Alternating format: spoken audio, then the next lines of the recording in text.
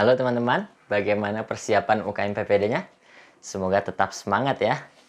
Baik, pada kesempatan kali ini saya akan membahas tentang suatu topik dari hematologi, yaitu anemia. Mari kita simak videonya.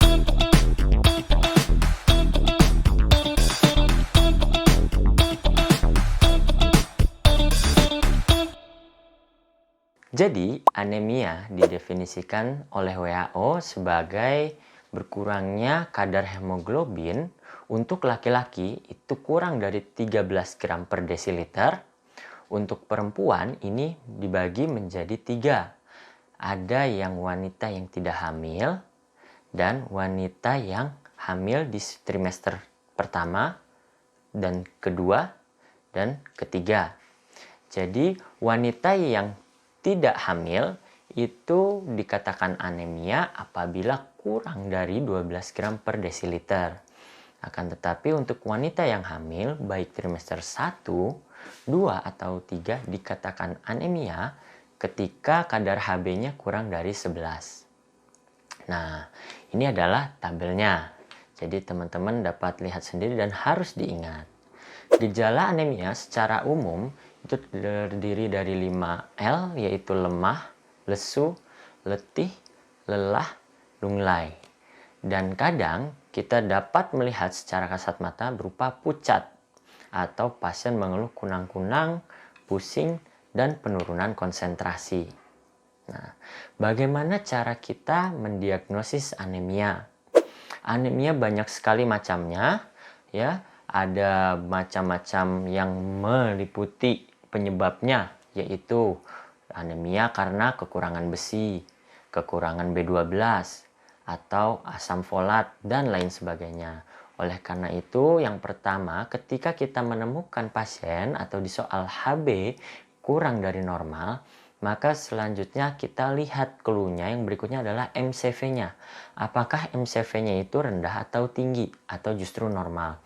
Karena normalnya MCV itu 80-100. Nah, kalau MCV kurang dari 80, maka diagnosisnya kemungkinan anemia mikrositik hipokromik. Anemia yang selnya kecil dan hipokrom, tidak terlalu berwarna merah. Kemudian setelah MCV-nya kurang dari mikrositik hipokromik itu, kita harus pastikan kadar besi serumnya. Apabila kadar besi serum itu normal, maka kemungkinan diagnosisnya adalah talasemia atau sideroblastik.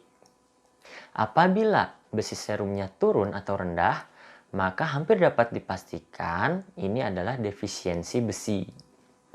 Selanjutnya, bagaimana jika MCV-nya normal? Jika MCV normal, maka diagnosisnya secara besar atau secara umum adalah normositik normokromik. Nah, di mana normositik normokromik ini selanjutnya akan kita cek retikulositnya. Retikulosit adalah cikal bakal sel darah merah atau eritrosit. Jika retikulositnya itu meningkat, maka kemungkinan arah diagnosisnya adalah anemia hemolitik atau anemia karena perdarahan akut, tergantung di soal. Kalau misalkan di soal ada tanda-tanda jaundice atau ikterus, atau ada riwayat keluarga dengan hemolitik sebelumnya, maka jawabannya ke arah anemia hemolitik. Akan tetapi jika riwayatnya adalah riwayat trauma dengan perdarahan, maka kemungkinan adalah anemia akibat perdarahan akut. Selanjutnya, bagaimana jika retikulositnya tidak meningkat, melainkan normal atau turun? Maka kita bisa mengarahkan diagnosis ke anemia aplastik atau leukemia yang akan kita jelaskan nanti. Nah, yang terakhir itu makrositik, teman-teman. Anemia makrositik itu ketika MCV-nya lebih dari 100. Anemia makrositik ini sel-sel darah merahnya itu makro, besar-besar. Yang besar-besar ini disebabkan oleh dua hal. Bisa karena defisiensi folat atau defisiensi B12, tergantung penyebabnya. Baik, kita akan coba bahas satu persatu mengenai anemia mikrositik hipokromik. Di mana tadi anemia mikrositik hipokromik itu besi serumnya menurun ya teman-teman. Ketika besi serum menurun, maka kita lihat TIBC-nya atau total iron binding capacity-nya. Jika TIBC-nya itu meningkat dan besi sumsum tulang negatif, maka dapat dipastikan tegak bahwa anemia ini dikarenakan defisiensi besi. Akan tetapi, jika cadangan besi di sumsum tulang masih ada atau positif atau masih banyak, maka ini berarti anemia penyakit kronik. Nah, kemudian bagaimana jika besi serum normal tadi? Kemungkinannya adalah thalassemia beta dan anemia sideroblastik. Cara membedakannya adalah ketika besi serum itu turun, maksud kami normal, maka yang diperiksa adalah elektroforesis Hb. Jika curiga ke arah thalassemia beta, maka didapatkan HbA2 meningkat dan HbF-nya meningkat. Akan tetapi jika pada anemia sideroblastik bukan elektroforesis Hb, melainkan nanti didapatkan pada sumsum tulang, didapatkan ring sideroblast atau cincin sideroblast di dalam sel darahnya. Baik, kita bahas kemudian anemia defisiensi besi terlebih dahulu dari mikrositik hipokromik sebagai anemia yang paling sering ditanyakan di dalam soal UKM PPD. Jadi, gambaran sel mikrositik hipokromik itu adalah seperti ini, teman-teman. Dia selnya kecil dan hipokrom, tidak terlalu terwarnai merah. Gejalanya angular cheilitis atau stomatitis angularis, di mana adanya peradangan pada sudut mulut. Kemudian koilonychia. Nah, koilonychia ini adalah spoon shaped nail. Jadi, kukunya, kuku kita atau kuku pasien itu cekung ke dalam. Kemudian yang terakhir adalah papil lidah yang atrofi. Bagaimana cara tata laksananya? Tata laksana yang pertama adalah kita beri 3-4 kali sehari besi elemental 50-65 mg atau 3-6 mg besi elemental per kilogram berat badan per hari. Atau secara singkat dapat kita berikan ferrosulfat 3 kali 200 atau 3 kali 325 mg. Nah, target Hb-nya ini harus bisa meningkat 1 gram per desiliter dalam 2-3 minggu. Dan harus dilanjutkan setelah Hb terkoreksi hingga 3-4 bulan untuk mengembalikan cadangan besi. Dalam terapi besi ini, terapi Fe ini bisa saja ada yang menghambat absorpsi dari Fe, yaitu seperti penggunaan antacid, H2 blocker, dan golongan PPI seperti omeprazol dan lansoprazol ataupun pantoprazol. Selanjutnya adalah tanin pada teh dan sereal. Jadi jangan sampai kita sebelum konsumsi itu makan makanan sereal atau teh atau makanan yang tinggi kalsium, karena dapat menghambat penyerapan besi. Sedangkan apa yang dapat mempercepat atau membantu penyerapan absorpsi dari besi, yaitu yang pertama daging, senyawa sitrat atau vitamin C, fruktosa, atau yang tadi yang sudah disebutkan asam askorbat. Efek samping dari Fe memang gastric upset, mual, muntah sehingga menyebabkan ketidaknyamanan pada pasien. Sehingga harus kita tahu bahwa nanti akan muncul keluhan-keluhan gastrointestinal setelah konsumsi FIT atau VFA. Nah, anemia selanjutnya yang perlu kita bahas adalah anemia penyakit kronis, di mana biasanya di dalam soal disebutkan clue suatu penyakit yang muncul pada pasien selain anemia. Contohnya infeksi kronis seperti TB misalnya. Yang kedua adalah penyakit autoimun. Penyakit autoimun ini banyak sekali, ada SLE termasuk IHA. Nanti ini termasuk dalam penyakit-penyakit autoimun yang menyebabkan anemia. Selanjutnya adalah keganasan atau cancer, di mana cancer juga menyebabkan pasien anemia untuk efek jangka panjangnya. Oleh karena itu, jangan sampai kita melepaskan clue-clue berupa faktor resiko yang ada di dalam soal. Tata laksananya bagaimana? Jadi tata laksananya biasanya pasien tidak memerlukan pemberian besi. Tata laksana utamanya adalah yang mengatasi penyakit tersebut, penyakit yang mendasari anemia tersebut. Karena seiring dengan kesembuhan dari penyakit kronisnya, maka anemia juga akan membaik. Selanjutnya, kita akan membahas tentang anemia sideroblastik. kita sudah bahas tadi anemia sideroblastik sepintas, akan tetapi kita ingin lihat gambaran selnya yang diaspirasi dari sumsum tulang. Ini yang disebut sel-sel ring dengan sideroblastik. Nah, ring sideroblastik ini adalah suatu cincin di mana cincinnya itu mengelilingi nukleus. Nah, apa itu cincin tersebut? Cincin tersebut ternyata adalah iron, tapi ironnya tidak bisa bergabung dengan hemoglobin sehingga menimbulkan anemia sideroblastik. Selanjutnya, kita akan membahas tentang anemia hemolitik. Anemia hemolitik biasanya di soal disebutkan muncul gejala anemia, jaundice, splenomegali, dan hasil labnya retikulositnya meningkat sebagai kompensasi karena banyak sel darah yang dihancurkan. Dan juga bilirubin indirectnya meningkat karena saking banyaknya sel darah merah yang dihancurkan sehingga kapasitas hepar dalam mengkonjugasi bilirubin itu terganggu. Nah, hemolisis ini, anemia hemolitik maksudnya, ada dibagi menjadi dua penyebab. Yang pertama, penyebab intrinsik dan ekstrinsik. Penyebab intrinsik, intinya penyebabnya adalah dari sel darah merah itu sendiri maksud kami. Jadi, sel darah merahnya atau eritrositnya itu mengalami kelainan sehingga mudah dihancurkan. Apa yang mengalami kelainan? Yaitu kelainan di membran, kelainan di enzim, dan kelainan di hemoglobin.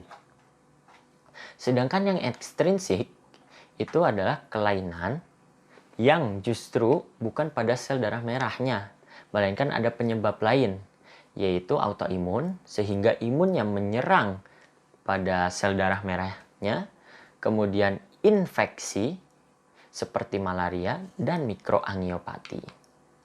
Kita bahas sedikit tentang anemia hemolitik yang karena membran. Ini menyebabkan herediter spherocyte penyakitnya.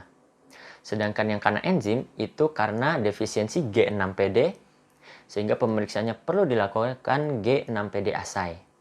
Sedangkan kelainan hemoglobin nanti yang muncul adalah penyakit talasemia dan sickle cell atau anemia sel sabit.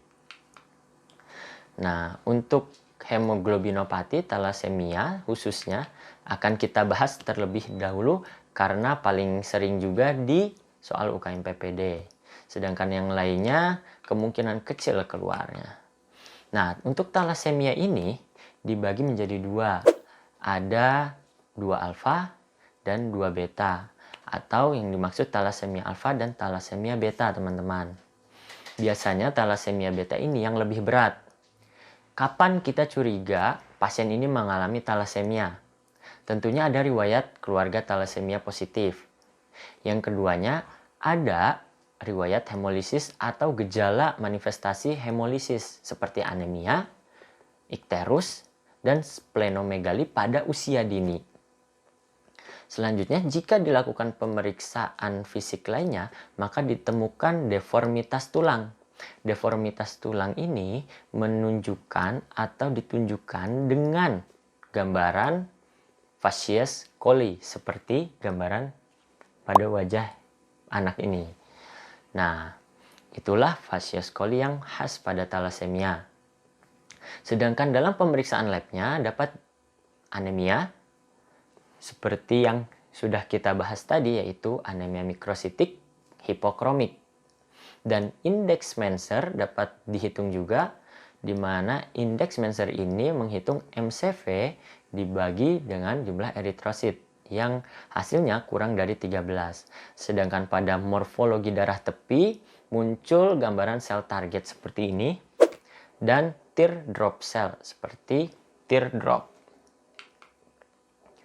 Nah, talasemia beta ini dibagi menjadi dua, ada yang mayor dan ada yang minor. Karena beberapa kali juga pernah ditanyakan perbedaan antara beta dan mayor, kita harus paham. Jadi kalau talasemia beta mayor itu adalah anemia yang cukup berat. Biasanya gejala muncul setelah usia 6 bulan. Dan biasanya di dalam soal clue-nya adalah transfusi seumur hidup. Akan tetapi pada talasemia beta minor itu adalah silent carrier. Jadi pasien ini tidak mengalami gejala alias asimptomatik. Nah, akan terdeteksi saat screening MDT biasanya atau pemeriksaan di laboratorium seperti mengalami anemia ringan, mikrositik hipokromik, dan didapatkan sel target atau teardrop cell yang positif. Baiklah, teman-teman, itu talasemia. Akan tetapi kita juga harus tahu bagaimana penanganan talasemia secara awal. Biasanya talasemia itu dilakukan transfusi PRC atau packet red blood cell, di mana PRC ini diberikan pada pasien dengan HB kurang dari 8 gram per desiliter dan HB lebih dari 8 gram per desiliter.